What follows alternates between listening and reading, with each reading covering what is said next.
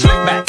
No, slick back. That's what I said. Slick back. No, nigga, I'm a pimp named Slick back. Pimp named Slick back. Pimp named Slick back. Nigga, are you deaf? I'm a pimp named Slick. Assalamualaikum warahmatullahi wabarakatuh. Perkenalkan, nama saya Nadia Rahma dengan NIM 2114040049. Di sini saya akan memaparkan beberapa materi tentang rancangan pembelajaran matematika sebagai ujian akhir semester, yang mana dosen pengampu yaitu Ibu Nita Putri Utami MPD.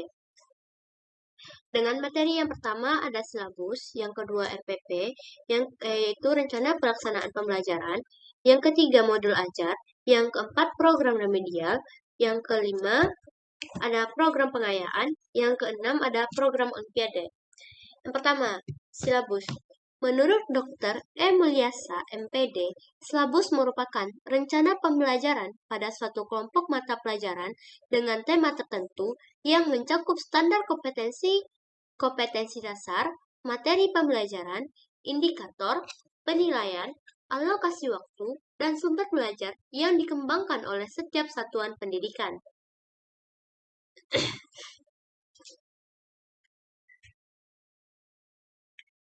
Selanjutnya ada komponen-komponen dalam menyusun silabus. Yang pertama ada identitas mata pelajaran, yang mana memuat informasi mengenai mata pelajaran apa yang akan diajarkan pada satuan kelas dan pendidikan. Yang kedua, ada identitas sekolah. Identitas sekolah yang memuat nama satuan kelas dan pendidikan.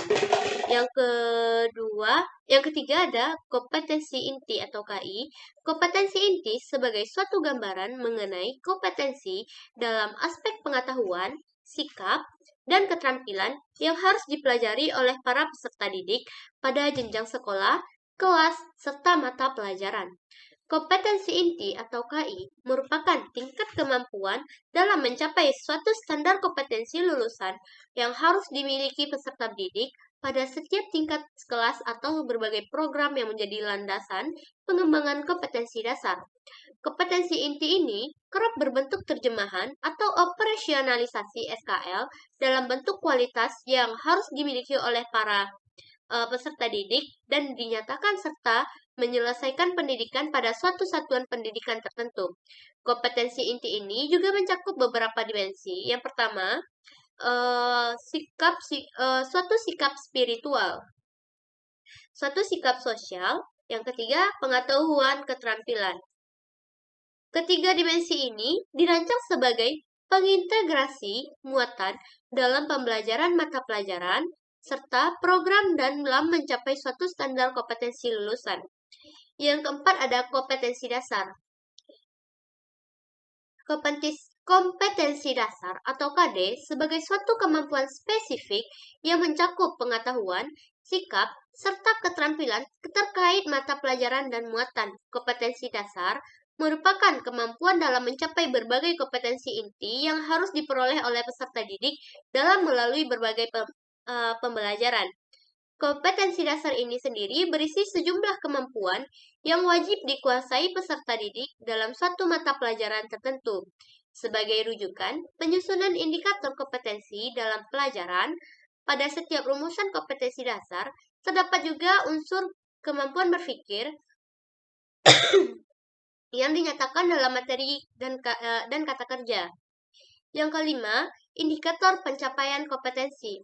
Indikator pencapaian kompetensi sebagai suatu perilaku yang dapat diukur atau diamati untuk kemudian menunjukkan ketercapaian kompetensi dasar tertentu yang menjadi acuan penilaian mata pelajaran. Indikator pencapaian kompetensi sendiri diantaranya adalah ukuran, karakteristik, ciri-ciri, serta sesuatu yang menggambarkan ketercapaian dari kompetensi dasar. Indikator ini kemudian dirumuskan dengan menggunakan kata kerja operasional yang dapat diukur juga dengan mengidentifikasi, menyimpulkan, mempraktikkan, menghitungkan, membedakan, menceritakan, mendeskripsikan, serta mendemonstrasikan. Yang keenam ada materi pokok. Materi pokok yang memuat fakta, konsep, prinsip, serta berbagai prosedur yang relevan dan ditulis dalam butir-butir yang sesuai dengan berbagai rumusan indikator pencapaian kompetensi. Yang ketujuh ada pembelajaran. Pembelajaran sebagai suatu kegiatan yang dilakukan oleh suatu peserta didik dan pendidik untuk mencapai kompetensi yang diharapkan. Penilaian sebagai suatu proses pengumpulan dan pengolahan informasi dalam menentukan berbagai pencapaian serta hasil belajar dari peserta didik. Yang kedelapan, kegiatan pembelajaran. Kegiatan pembelajaran dalam suatu mengembangkan silabus kurikulum 2013 kemudian dapat dilakukan melalui suatu pendekatan saintifik. Selain itu, terdapat juga berbagai model pembelajaran serta strateginya yang disesuaikan dengan karakteristik, kompetensi, dan mata pelajaran yang akan dicapai dalam waktu pembelajaran tersebut. Yang kesembilan, alokasi waktu. Alokasi waktu sesuai dengan jumlah jam pelajaran dalam suatu struktur kurikulum untuk 1 tahun atau 1 semester. Yang ke-10, sumber belajar. Sumber belajar yang dapat berupa buku, media cetak, atau media elektronik, alam sekitar, serta berbagai sumber belajar lainnya yang relevan. Selanjutnya, ada faktor-faktor yang perlu diperhatikan dalam menganalisis menyusun silabus. Dalam implementasi kurikulum tingkat satuan pendidikan, setiap sekolah diberikan kebebasan dan keluasan untuk mengembangkan silabus sesuai dengan karakteristik peserta didik serta kondisi dan kebutuhan masing-masing. Ada beberapa prinsip yang mendasari pengembangan silabus antara lain yaitu yang pertama ada ilmiah. Segala sesuatu yang bersifat keilmuan didasarkan pada ilmu pengetahuan. Yang kedua ada relevansi. Relevansi mengandung arti bahwa cakupan ke dalam tingkat kesulitan serta urutan penyajian materi dan kompetensi dasar dalam silabus sesuai dengan karakteristik peserta didik, baik kemampuan spiritual, intelektual, sosial, emosional, maupun perkembangan fisik. Relevansi juga mengandung arti kesesuaian dan keserasian antara silabus dan kebutuhan dan tuntunan masyarakat pemakai lulusan, serta kebutuhan dunia kerja. Yang ketiga ada fleksibilitas. Fleksibilitas mengandung makna bahwa pelaksanaan program peserta didik dan lulusan memiliki ruang gerak dan kebebasan dalam bertindak. Yang keempat adalah kontinuitas. Kontinuitas mengandung arti bahwa setiap program pembelajaran yang dikemas dalam silabus memiliki keterkaitan satu sama lain dalam membentuk kompetensi dan kepribadian peserta didik. Yang kelima ada efektivitas. Efektivitas dalam pengembangan silabus berkaitan dengan keterlaksanaannya dalam pembelajaran dan tingkat pembentukan kompetensi sesuai dengan standar kompetensi dan kompetensi dasar, yaitu atau dalam kurung SKKD. Dalam standar isi, silabus yang efektif adalah yang dapat diwujudkan dalam pembelajaran di kelas. Sebaliknya, silabus tersebut dikatakan kurang efektif apabila banyak hal yang tidak dapat dilaksanakan. Yang keenam adalah efisiensi. Efisiensi dalam pengembangan silabus berkaitan dengan upaya untuk menghemat penggunaan dana, daya, dan waktu tanpa mengurangi hasil kompetensi dasar yang telah ditetapkan. Yang ketujuh ada konsisten. Konsisten mengandung arti bahwa antara standar kompetensi, kompetensi dasar, indikator, materi pokok, pengalaman belajar, sumber belajar, dan sistem penilaian memiliki hubungan yang konsisten dalam membentuk kompetensi peserta didik. Yang kedelapan, memadai. Memadai dalam pengembangan silabus mengandung arti bahwa ruang lingkup, indikator, materi, standar, pengalaman belajar, sumber belajar, dan sistem penilaian yang dilaksanakan dapat mencapai kompetensi dasar yang telah ditetapkan. Di samping itu, prinsip memadai juga berkaitan juga dengan sarana dan prasarana, yang berarti bahwa kompetensi dasar yang dijabarkan dalam silabus, pencapaiannya ditunjang oleh sarana dan prasarana yang memadai. Yang kesembilan ada menyeluruh. Komponen silabus mencakup keseluruhan ranah kompetensi kognitif, afektif, dan psikomotorik. Kemudian, langkah-langkah pengembangan silabus. Suatu silabus kemudian akan dikembangkan melalui beberapa langkah. Yang pertama adalah mengkaji kompetensi inti dan kompetensi dasar. Hal-hal yang seharusnya diperhatikan dalam mengkaji KI dan KAD, yang pertama, urutan KI dan KAD sendiri itu berdasarkan kepada suatu hierarki konsep disiplin ilmu dan atau tingkat kesulitan materi, tak harus sesuai dengan urutan yang ada dalam standar isi. Yang kedua, keterkaitan antara kompetensi inti dan kompetensi dasar dalam suatu mata pelajaran. Nah, langkah yang kedua adalah mengidentifikasi materi pokok pelajaran. Hal-hal yang perlu diperhatikan, yang pertama adalah potensi peserta didik. Yang kedua, relevansinya dengan suatu karakteristik daerah, intelektual, emosional, tingkat perkembangan fisik, sosial, serta spiritual dari peserta didik. Yang ketiga, kebermanfaatan bagi para peserta didik. Selanjutnya, struktur dan keilmuan, aktualitas, serta kedalaman dan keluasan dari suatu pembelajaran. Yang selanjutnya, relevansi yang dibutuhkan berdasarkan kebutuhan peserta didik serta tuntunan lingkungan. Yang terakhir ada alokasi waktu. Langkah yang ketiga adalah mengembangkan kegiatan. Yang diantaranya kegiatan pembelajaran kemudian disusun dengan tujuan memberi bantuan kepada para pendidik, khususnya pada para guru, agar dapat melaksanakan berbagai proses pembelajaran secara profesional. Yang kedua, kegiatan pembelajaran ini berisi rangkaian kegiatan yang harus dilakukan para peserta didik dan harus dilakukan secara berurutan untuk dapat mencapai beragam kompetensi dasar. Selanjutnya, penentuan berbagai urutan kegiatan pada pembelajaran yang harus sesuai dengan hierarki konsep berisi materi pembelajaran. Yang terakhir ada rumusan pernyataan pada suatu kegiatan pembelajaran minimal yang mengandung dua unsur dan mencerminkan berbagai pengalaman belajar para siswa, yaitu diantaranya kegiatan siswa. Yang keempat, merumuskan indikator pencapaian kompetensi. Indikator sebagai sebuah penanda pencapaian suatu kompetensi dasar yang ditandai juga oleh perubahan perilaku yang dapat diukur. Di dalamnya mencakup sikap, pengetahuan, serta keterampilan. Langkah yang kelima adalah menentukan jenis penilaian. Penilaian pencapaian kompetensi dasar peserta didik yang dilakukan berdasarkan kepada indikator yang sudah ditetapkan sebelumnya. Penilaian ini juga dengan menggunakan tes dan non-tes dalam bentuk tertulis dan lisan, pengamatan kinerja, pengukuran sikap, penilaian hasil karya berupa tugas, proyek, dan produk, penggunaan portofolio, serta penilaian diri. Hal-hal yang perlu diperhatikan dalam suatu penilaian yang pertama adalah penilaian yang diarahkan untuk mengukur suatu pencapaian kompetensi. Yang kedua adalah penilaian dengan acuan kriteria yang didasarkan pada apa yang dilakukan oleh para peserta didik setelah berbagai proses pembelajaran. Yang ketiga, sistem yang direncanakan adalah suatu sistem penilaian yang berkelanjutan. Berkelanjutan dalam arti setiap indikator akan dianalisis untuk dapat menentukan kompetensi dasar yang telah dimiliki dan yang belum, serta mengetahui berbagai kesulitan siswa. Selanjutnya, hasil penilaian ini dianalisis untuk menentukan berbagai tindak lanjut.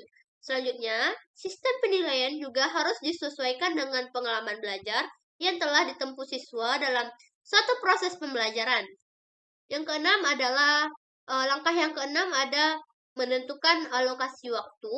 Langkah yang ketujuh, menentukan sumber belajar. Nah, yang kedua ada RPP, yaitu Rencana Pelaksanaan Pembelajaran. Rencana Pelaksanaan Pembelajaran atau RPP adalah rencana yang menggambarkan proses, prosedur, dan pengorganisasian pembelajaran untuk mencapai satu kompetensi dasar yang ditetapkan dalam standar isi dan dijabarkan dalam silabus.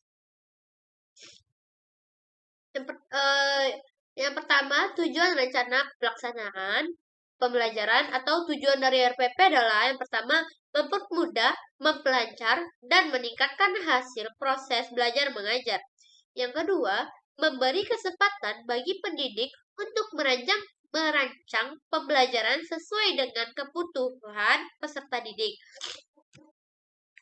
Kemampuan pendidik dan fasilitas yang dimiliki sekolah. Yang ketiga, menyusun rencana pembelajaran secara profesional, sistematis, dan berdaya guna, maka guru akan mampu melihat, mengamati, menganalisis, memprediksi program pembelajaran sesuai dengan kerangka kerja yang logis dan terencana. Yang kedua, hal-hal yang harus diperhatikan dalam pembuatan RPP. Yang pertama, prinsip-prinsip rencana pembelajaran menurut Permendiknas nomor 41 tahun 2007 tentang standar kompetensi terdiri dari yang pertama, memperhatikan perbedaan individu peserta didik bersifat fleksibel. Yang ketiga, mendorong partisipasi aktif peserta didik, mengembangkan budaya, membaca dan menulis, disusun untuk setiap kompetensi dasar. Selanjutnya, memberikan umpan balik dan tindak lanjut RPP. Selanjutnya, keterkaitan dan keterpaduan. Selanjutnya, menerapkan teknologi informasi dan komunikasi. Adapun komponen-komponen rencana dalam pelaksanaan pembelajaran, yang pertama ada identitas sekolah. Yang kedua ada identitas tema atau subtema. Yang ketiga ada kelas atau semester. Yang keempat materi pokok. Yang kelima alokasi waktu. Yang keenam kompetensi inti atau KI. Yang ketujuh kompetensi dasar dan indikator pencapaian kompetensi. Kompetensi dasar merupakan kemampuan spesifik yang mencakup sikap pengetahuan dan keterampilan yang terkait muatan pelajaran.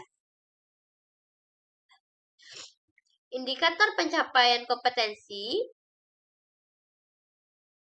merupakan penanda pencapaian kompetensi dasar yang ditandai oleh perubahan perilaku yang dapat diukur yang mencakup sikap pengetahuan dan keterampilan. Yang kedelapan ada tujuan pembelajaran yang dirumuskan berdasarkan KD dengan menggunakan kata kerja operasional yang dapat diamati dan diukur yang mencakup sikap pengetahuan dan keterampilan. Tujuan dari diorganisasikan mencakup seluruh KD atau diorganisasikan setiap pertemuan. Yang kesembilan, materi pembelajaran adalah rincian dari materi pokok yang memuat fakta, konsep, prinsip, dan prosedur yang relevan dan ditulis dalam bentuk butir-butir sesuai dengan rumusan indikator ketercapaian kompetensi. 10.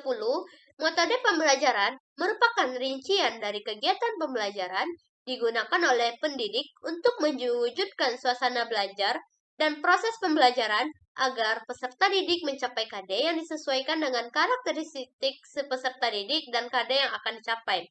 Yang ke-11 ada media alat dan sumber pembelajaran. Media pembelajaran berupa alat bantu proses pembelajaran untuk menyampaikan materi pelajaran. Alat pembelajaran adalah alat bantu pembelajaran yang memudahkan memberi pengertian kepada siswa. Sumber belajar dapat berupa buku, media cetak dan elektronik, alam sekitar, atau sumber belajar yang lain yang relevan. Yang kedua, langkah-langkah kegiatan pembelajaran. Yang pertama ada kegiatan pendahuluan yang meliputi menyiapkan peserta didik secara psikis dan fisik. Yang kedua, orientasi, yaitu upaya memusatkan perhatian peserta didik pada materi yang akan diajarkan dengan cara menunjukkan benda yang menarik, ilustrasi, ataupun cerita. Yang ketiga, persepsi, dengan memberikan persepsi awal kepada peserta didik mengenai materi yang akan diajarkan. Yang keempat, motivasi. Yang kelima adalah pemberian acuan, boleh berupa kajian ilmu yang akan dipelajari. Ajuan dapat berupa penjelasan materi pokok dan uraian materi pelajaran secara garis besar. Nah, kegiatan yang kedua adalah kegiatan inti yang meliputi pengalaman model. Yang kedua, menggunakan pendekatan tematik atau saintifik dan model pembelajaran lainnya.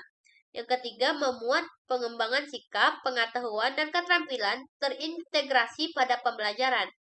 Selanjutnya ada kegiatan penutup yang meliputi menemukan manfaat langsung atau tidak langsung dari hasil pembelajaran. Yang kedua, memberikan umpan balik. Yang ketiga, melakukan kegiatan tindak lanjut dengan pemberian tugas.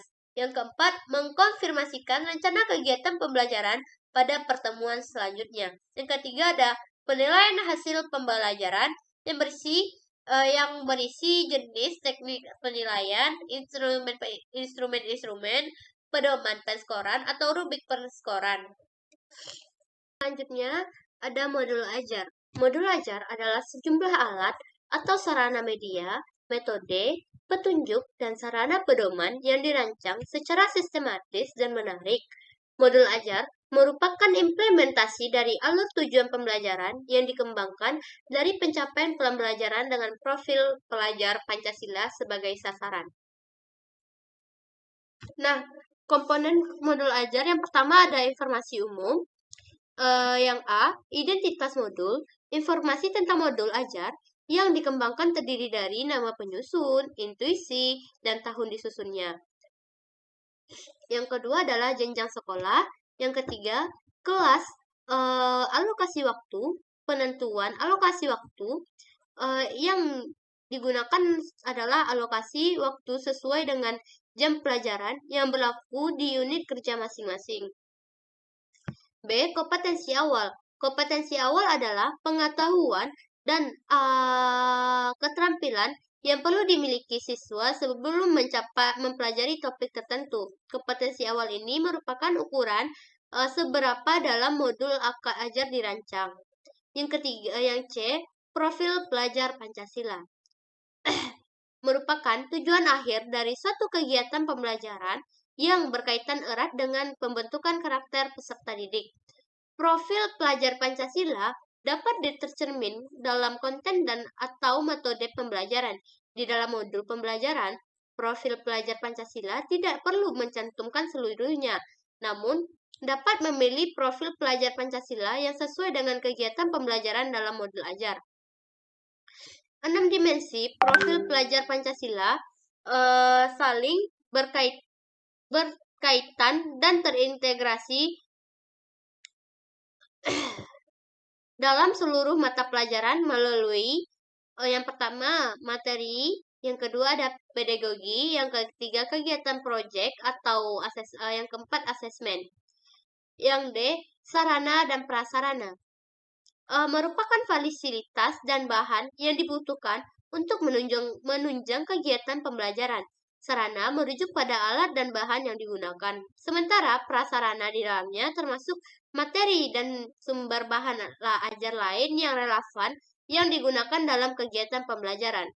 E. Target peserta didik. Peserta didik yang menjadi target yang pertama adalah peserta didik reguler atau tipikal. Yang kedua, peserta didik dengan kesulitan belajar. Yang ketiga, peserta didik dengan pencapaian tinggi. Yang F adalah model pembelajaran. Model merupakan model atau kerangka pembelajaran yang memberikan gambaran sistematis pelaksanaan pembelajaran. Model pembelajaran dapat berupa model pembelajaran tatap muka, pembelajaran jarak jauh, pembelajaran jauh luar jaringan, dan blended learning. Yang kedua ada kompetensi inti, yang mana itu tujuan pembelajaran. Tujuan pembelajaran harus mencerminkan hal-hal penting dari pembelajaran dan harus bisa diuji berbagai bentuk asesmen sebagai bentuk dari unjuk pemahaman. Yang kedua, pemahaman bermakna. Pemahaman bermakna adalah informasi tentang manfaat yang akan peserta didik peroleh serta mengikuti proses pembelajaran. Yang C ada pertanyaan pelantikan, yang D ada kegiatan pembelajaran, yang E ada asesmen. Asesmen terdiri dari 3 adalah asesmen sebelum pembelajaran, diagnostis, asesmen selama proses pembelajaran atau formatif, asesmen pada akhir proses pembelajaran atau sumatif. Yang pengayaan dan yang F ada pengayaan dan remedial. Pengayaan adalah kegiatan pembelajaran yang berkaitan pada peserta didik dengan capaian tinggi agar mereka dapat mengembangkan potensi secara optimal. Yang ketiga ada lampiran.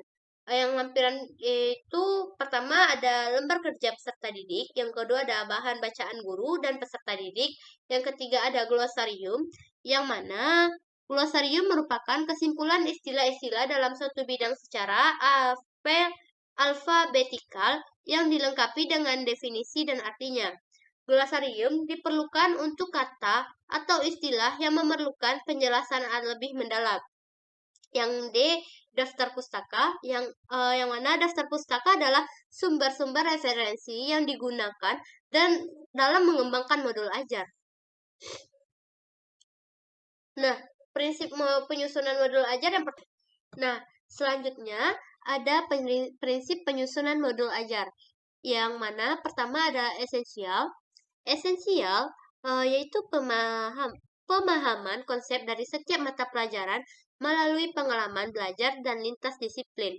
Yang kedua, menarik, bermakna, dan menantang. Menarik, bermakna, dan menantang yaitu pada dasarnya menumbuhkan minat untuk belajar dan melibatkan siswa secara aktif dalam proses belajar berhubungan dengan pengetahuan dan pengalaman yang dimiliki sebelumnya. Sehingga tidak perlu terlalu kompleks, namun juga tidak terlalu mudah untuk tahap usianya. Yang ketiga ada relevan dan konseptual. Relevan dan konseptual yaitu berhubungan dengan pengetahuan dan pengalaman yang dimiliki sebelumnya dan sesuai dengan konteks di waktu dan tempat siswa berada. Yang keempat, berkesinambungan. Berkesinambungan yaitu keterkaitan alur kegiatan pembelajaran sesuai dengan fase belajar siswa. Selanjutnya ada prosedur penyusunan modul pembelajaran. Yang pertama adalah menganalisis kondisi kebutuhan peserta didik, guru, serta satuan pendidikan. Identifikasi kondisi dan kebutuhan peserta didik dapat dilakukan melalui asesmen diagnostik terhadap kondisi dan kebutuhan peserta didik.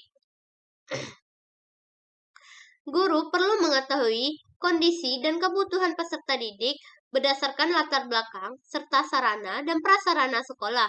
Pengembangan modul ajar disesuaikan dengan kemampuan dan kreativitas guru. Mengidentifikasi dan menentukan dimensi profil pelajar Pancasila yang akan dicapai. Guru memilih dimensi profil pelajar Pancasila yang dapat untuk dikembangkan dalam proses pembelajaran. Yang ketiga, menentukan ATP yang akan dikembangkan jadi modul ajar. Guru dapat memilih ATP hasil pengembangan sekolah atau mengacu pada contoh ATP yang tersedia. Menyusun modul berdasarkan komponen-komponen yang ditentukan. Guru dapat menentukan komponen-komponen yang esensial sesuai dengan kebutuhan pembelajaran. Artinya, tidak harus semua komponen dicantumkan dalam modul ajar. Pada prinsipnya, modul yang disusun benar-benar membantu guru melaksanakan pembelajarannya. Yang keempat ada pelaksanaan. Melakukan kegiatan pembelajaran sesuai dengan modul yang telah disusun. Yang kelima ada evaluasi dan tindak lanjut. Setelah melakukan pembelajaran, guru mengevaluasi efektivitas modul yang ajar yang digunakan. Yang keenam ada dalam mengembangkan modul ajar, guru dapat mengembangkan sendiri atau materi atau bahan ajar sesuai dengan kondisi sosial, budaya, kemampuan peserta didik, serta tingkat ekonomi masyarakat. Kita masuk kepada program remedial. Menurut Suharsimi Adikunto, program remedial adalah kegiatan yang diberikan kepada siswa-siswi yang belum menguasai bahan pelajaran yang diberikan oleh guru dengan maksud mempertinggi tingkat dengan penugasan terhadap bahan pelajaran tersebut.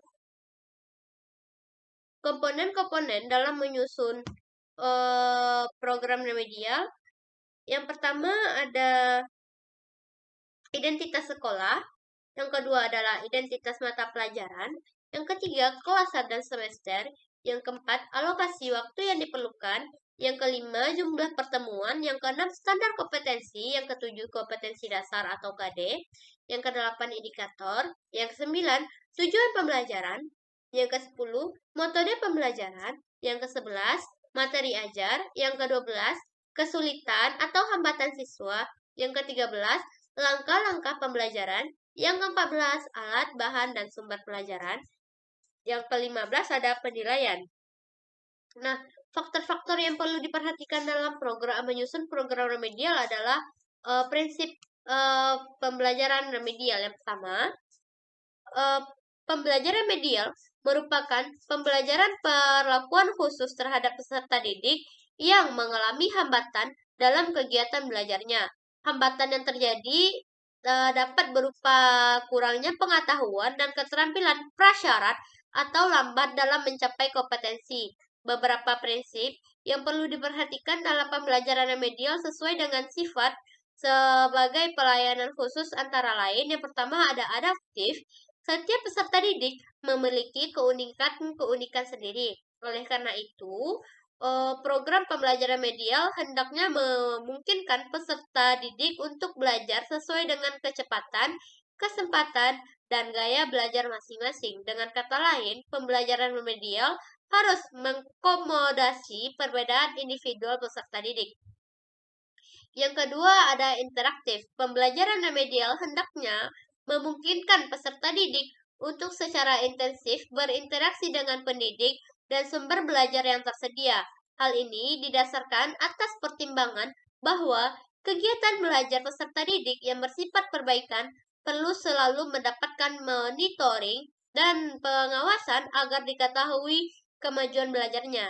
Jika dijumpai adanya peserta didik yang mengalami kesulitan, segera diberikan bantuan. Yang ketiga, fleksibilitas dalam metode pembelajaran dan penilaian. Sejalan dengan sifat keunikan dan kesulitan belajar peserta didik yang berbeda-beda, maka dalam pembelajaran remedial perlu digunakan berbagai metode mengajar dan metode penilaian yang sesuai dengan karakteristik peserta didik. Yang keempat, pemberian umpan balik sesegera mungkin. Umpan balik berupa informasi yang diberikan kepada peserta didik mengenai kemajuan belajarnya perlu diberikan sesegera mungkin. Umpan balik dapat bersifat korektif maupun konfirmatif. Dengan segera mungkin memberikan umpan balik dapat dihindari kekeliruan belajar yang berlarut-larut yang dipahami peserta didik. Yang kelima adalah kesinambungan dan ketersediaan dalam pemberian pelayanan. Program pembelajaran reguler dengan pembelajaran remedial merupakan suatu kesatuan. Dengan demikian, program pembelajaran reguler dengan remedial harus berkesinambungan dan programnya selalu tersedia agar setiap peserta didik dapat mengaksesnya sesuai dengan kesempatan masing-masing. Yang kedua adalah berkesinambungan dan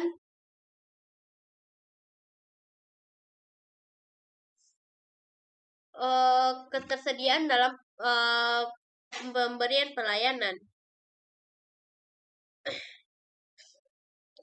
Memberikan tambahan, yang pertama adalah memberikan tambahan penjelasan atau contoh. Peserta didik kadang-kadang mengalami kesulitan memahami pencapaian materi pembelajaran untuk mencapai kompetensi yang disajikan hanya sekali, apalagi kurang ilustrasi dan contoh. Pemberian tambahan ilustrasi, contoh, dan bukan contoh untuk pembelajaran konsep misalnya akan membantu pembentukan konsep pada diri peserta didik. Yang kedua, menggunakan strategi pembelajaran yang berbeda dengan sebelumnya. Penggunaan alternatif berbagai strategi pembelajaran akan memungkinkan peserta didik dapat mengatasi masalah pembelajaran yang dihadapi. Yang ketiga, mengkaji ulang pembelajaran yang lalu. Penerapan prinsip pengulangan dalam pembelajaran akan membantu peserta didik menangkap pesan pembelajaran.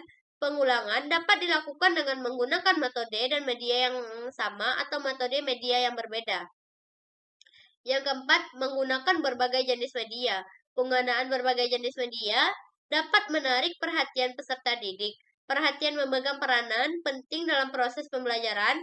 Semakin memperhatikan hasil belajar akan lebih baik. Namun, peserta didik seringkali mengalami kesulitan untuk memperhatikan atau berkonsentrasi dalam waktu yang lama. Agar perhatian peserta didik terkonsentrasi pada materi pelajaran, perlu digunakan berbagai media untuk mengendalikan perhatian peserta didik. Yang ketiga, pelaksanaan pembelajaran remedial. Yang pertama ada diagnosis kesulitan belajar, yang mana kesulitan belajar ringan biasanya dijumpai pada peserta didik yang kurang perhatian di saat mengikuti pembelajaran. Yang kedua, kesulitan belajar sedang dijumpai pada peserta didik yang mengalami gangguan belajar yang berasal dari luar dari peserta didik, misalnya faktor keluarga, lingkungan, tempat tinggal, pergaulan, dan lain sebagainya. Kesulitan belajar berat dijumpai pada peserta didik yang mengalami ketunaan pada diri mereka, misalnya tunarungu, tunanetra, tunadaksa, dan lain sebagainya. Yang kedua ada teknik. Teknik yang dapat digunakan untuk mendiagnosis kesulitan belajar antara lain yang pertama tes prasyarat, yang mana tes prasyarat adalah tes yang digunakan untuk mengetahui apakah prasyarat yang diperlukan untuk mencapai penugasan kompetensi tertentu terpenuhi atau belum. Prasyarat ini meliputi prasyarat pengetahuan dan prasyarat keterampilan. Yang B, tes diagnostik digunakan untuk mengetahui kesulitan peserta didik dalam menguasai kompetensi tertentu. Misalnya, dalam mempelajari operasi bilangan, apakah peserta didik mengalami kesulitan pada kompetensi penambahan, pengurangan, pembagian, atau perkalian. Yang ketiga, ada wawancara dilakukan dengan mengadakan interaksi lisan dengan peserta didik untuk menggali lebih dalam mengenai kesulitan belajar yang dijumpai oleh peserta didik. Yang selanjutnya ada pengamatan atau observasi dilakukan dengan jalan melihat secara cermat perilaku pelajar peserta didik. Dari pengamatan tersebut diharapkan dapat diketahui jenis maupun penyebab kesulitan belajar peserta didik. Yang ketiga, bentuk pelaksanaan pembelajaran remedial. Setelah diketahui kesulitan belajar yang dihadapi peserta didik, langkah selanjutnya adalah memberikan perlakuan berupa pembelajaran remedial. Bentuk-bentuk pelaksanaannya yang pertama adalah pemberian pembelajaran ulang dengan metode media yang berbeda. Pembelajaran ulang dapat disampaikan dengan cara penyederhanaan materi, variasi, cara penyajian, penyederhanaan, tes,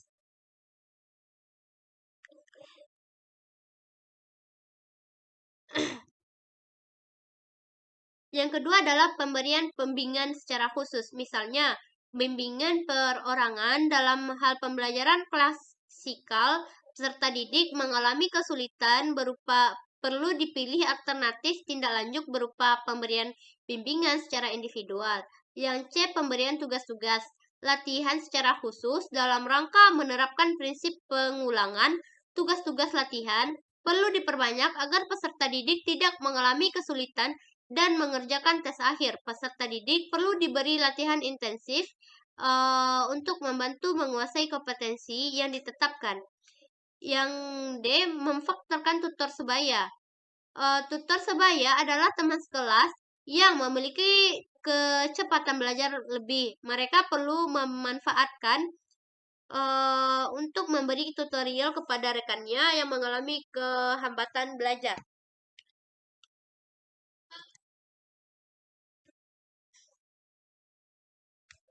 Nah, selanjutnya ada waktu pelaksanaan pembelajaran remedial.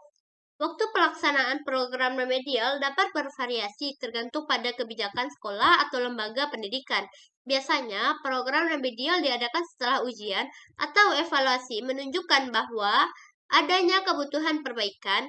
Pastikan untuk mengkonfirmasi jadwal remedial dengan pihak sekolah atau guru terkait.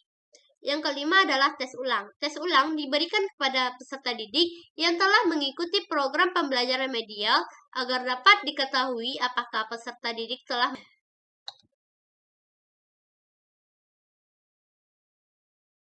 Untuk yang kelima ada program pengayaan. Program pengayaan adalah suatu kegiatan yang dilakukan oleh guru kepada peserta didik yang memiliki kecepatan waktu dan hasil belajar yang baik daripada teman-temannya sehingga memiliki waktu luang yang dapat dimanfaatkan oleh guru agar siswa itu tidak cenderung gaduh atau mengganggu teman-temannya dalam belajar. Komponen-komponen dalam menyusun program pengayaan yang pertama ada kompetensi inti. Kompetensi inti ini merupakan elemen batu di dalam dunia pendidikan yang tidak dimiliki oleh kurikulum sebelumnya. Kompetensi inti ini memiliki kedudukan yang sama dengan standar kompetensi yang digunakan pada kurikulum tingkat satuan pendidikan atau KTSP.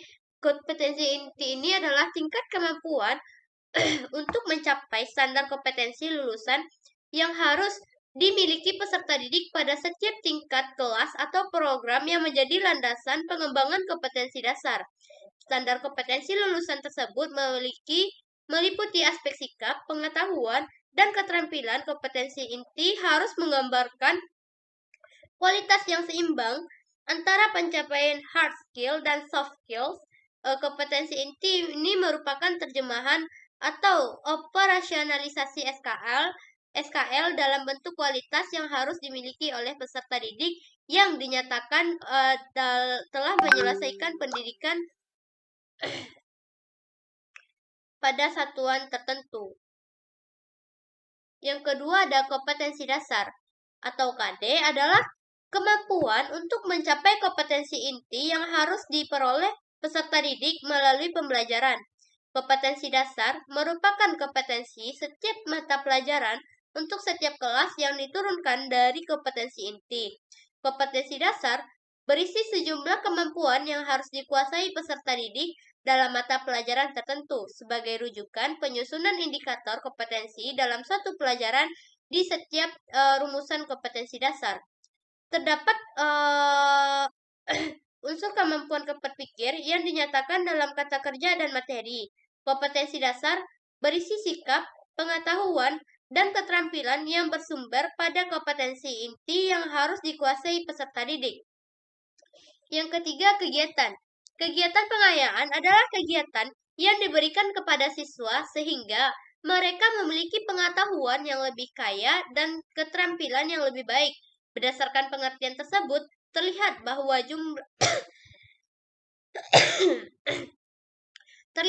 bahwa tujuan kegiatan pengayaan adalah memberikan kesempatan kepada siswa untuk memperdalam penugasan materi pelajaran yang berkaitan dengan tugas belajar yang sedang dilaksanakan sehingga tercapai tingkat perkembangan yang optimal. Keterkaitan KKM dan pengayaan. Menurut Pegastikawati, proses pembelajaran memiliki standar penilaian yang ditetapkan oleh pemerintah yang tercantum dalam Badan Standar Penilaian atau BSNP. Hasil dari proses penilaian kemudian ditafsirkan yang beracuan kriteria ketuntasan minimal atau KKM.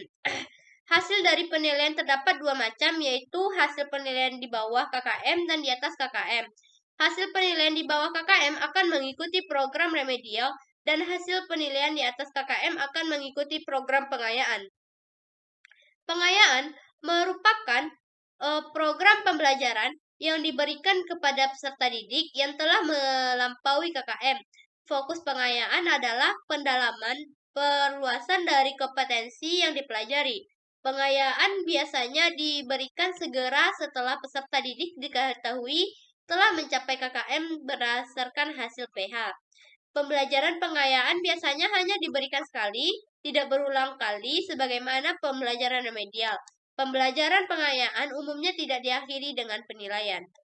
Faktor-faktor yang perlu diperhatikan dalam menyusun program pengayaan, yang pertama ada faktor siswa, yang kedua faktor manfaat edukatif, yang ketiga ada faktor waktu.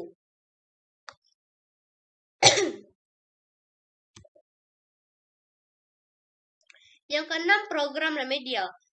Program olimpiade. Program Olimpiade adalah program kegiatan belajar yang direncanakan untuk dilaksanakan guna mempersiapkan peserta didik untuk menghadapi kompetensi Olimpiade. Komponen-komponen program Olimpiade yang pertama adalah identitas, 2 jenis kegiatan, 3 program kegiatan, yang keempat waktu kegiatan, yang kelima sasaran, yang keenam rangkaian kegiatan, yang ketujuh tempat kegiatan, yang kedelapan peralatan yang digunakan, yang kesembilan pelaksanaan kegiatan, yang kesepuluh pengorganisasian kegiatan. Faktor-faktor yang mempengaruhi prestasi diri. Yang pertama, faktor dari dalam diri peserta didik yaitu ada bakat atau talenta, yang kedua kepandaian, yang ketiga minat, yang keempat kebiasaan, yang kelima motivasi, yang keenam pengalaman, yang ketujuh kesehatan, yang kedelapan emosi.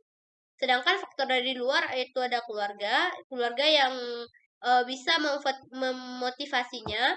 Yang kedua adalah sekolah atau pendidikan. Yang ketiga lingkungan dan masyarakat. Faktor-faktor yang perlu diperhatikan dalam menyusun program Olimpiade. Yang pertama, jadwal dan bentuk kegiatan. Yang kedua, cakupan materi. Yang ketiga, hasil yang diharapkan. Yang keempat, waktu pelaksanaan. Yang kelima, narasumber atau pemateri. Yang keenam, jumlah siswa. Yang ketujuh, pembiayaan. Yang kedelapan, penilaian peserta didik yang mengikuti pelatihan Olimpiade. Langkah-langkah penyusunan soal Olimpiade yang pertama adalah memahami soal yang ada. Yang kedua, menyusun suatu strategi. Yang ketiga, melakukan strategi yang telah dipilih. Yang keempat, melihat kembali pekerjaan yang telah dilakukan. Mungkin sekian yang dapat saya sampaikan. Lebih dan kurang saya mohon maaf. Dengan ini saya mengucapkan terima kasih. Wabillahi taufiq wal hidayah. Wassalamualaikum warahmatullahi wabarakatuh.